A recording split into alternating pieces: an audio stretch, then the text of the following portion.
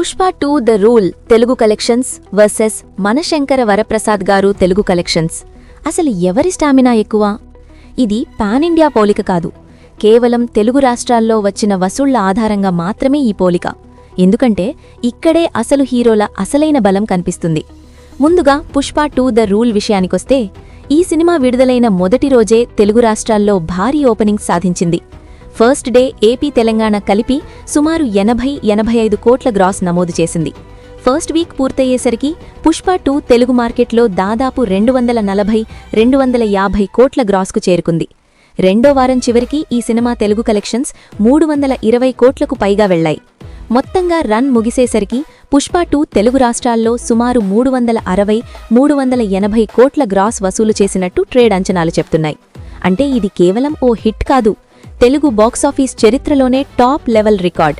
ఒక్క తెలుగు మార్కెట్ నుంచే 350 కోట్లకు పైగా రాబట్టిన సినిమా అంటే అది మామూలు విషయం కాదు. అల్లు అర్జున్ స్టార్డమ్, బ్రాండ్ పుష్ప కలిసి ఈ రేంజ్ని సాధించాయి. ఇప్పుడు మనశంకర వరప్రసాద్ గారు వైపు వస్తే, ఇది పూర్తిగా family entertainer. Pan India hype లేకుండా కేవలం తెలుగు ఆడియన్స్ మీదే ఆధారపడి నడిచిన సినిమా.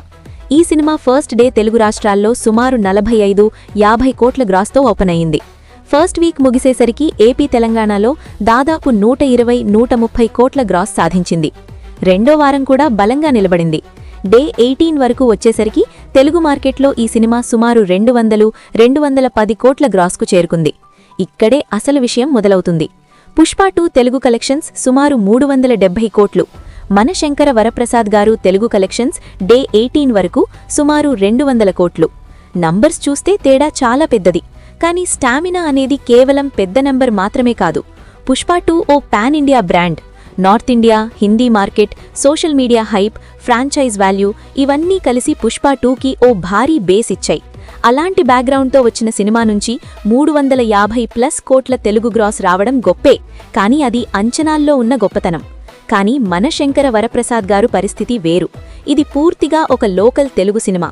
హై వోల్టేజ్ యాక్షన్ లేదు, పాన్ ఇండియా ప్రమోషన్లు లేవు, సింపుల్ ఫ్యామిలీ ఎంటర్టైనర్. అలాంటి సినిమా కూడా తెలుగు రాష్ట్రాల్లో 200 కోట్ల దాకా రావడమంటే అది కంటెంట్ పవర్. ఫ్యామిలీ ఆడియన్స్ థియేటర్లకు మళ్లీ రావడం, మూడో వారంలో కూడా హౌస్ఫుల్ బోర్డులు పడ్డం, ఇదే అసలైన స్టామినా. పుష్ప 2 స్టామినా అంటే opening power, brand power, mass following. Manashankara Varaprasad Garu stamina అంటే long run, family repeat audience, నెమ్మదిగా కానీ నిలకడగా పెరిగే కలెక్షన్స్. పుష్ప 2 మొదటి రోజే 80 కోట్లు తెస్తే, ఎంఎస్వీపీజీ మూడో వారం కూడా రోజుకు 4-5 కోట్లు తీసుకువచ్చింది. ఒకటి సునామీలా వచ్చి రికార్డులు కొట్టింది, ఇంకొకటి నదిలా ప్రవహిస్తూ స్థిరంగా ముందుకు సాగింది.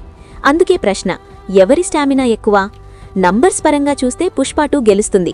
కానీ content power, family support, long run పరంగా చూస్తే మనశంకర వరప్రసాద్ గారు అసాధారణంగా నిలిచింది. ఇద్దరూ వేరువేరు రకాల విజేతలు. పుష్ప 2 తెలుగు బాక్సాఫీస్ని ఊపేసిన తుఫాను. మనశంకర వరప్రసాద్ గారు నెమ్మదిగా కానీ బలంగా హృదయాల్లోకి చేరిన పండుగ సినిమా. అందుకే చెప్పచ్చు, స్టామినా ఒక్క రూపంలో ఉండదు. ఒకటి మాస్ శక్తి, ఇంకొకటి ఫ్యామిలీ హృదయ బలం. రెండూ తెలుగు సినిమా గర్వపడాల్సిన విజయాలే.